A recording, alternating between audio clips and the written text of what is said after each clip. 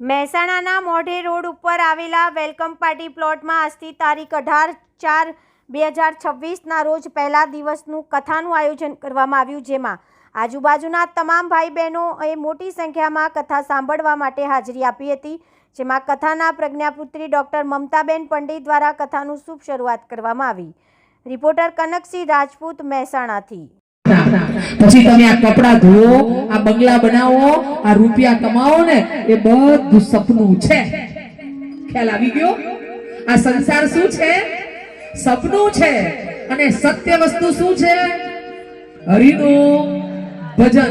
આ હું નથી કહેતી, કોણ કહે છે? દેવોના દેવ મહાદેવ કહે છે, ઉમા સત હરિભજન।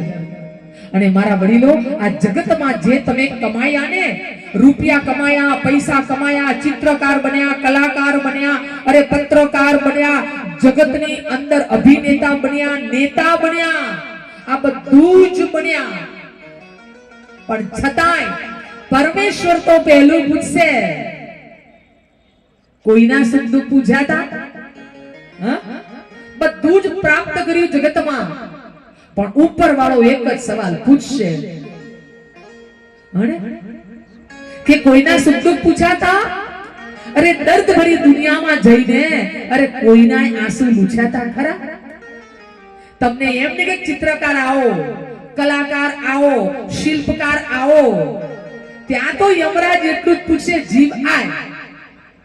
તમે કહો હું તો અહીંયા મોટી પ્રિન્સિપાલની ખુરશી લઈને બેઠો, અહીંયા હું તો મોટી અભિનેતાની ખુરશી લઈને બેઠો, હું તો નેતાની ખુરશી લઈને બેઠો, હું તો મોટો ચિત્રકાર હતો, પણ યમરાજ તો તમને જીવ જ કહેશે, આય જીવ।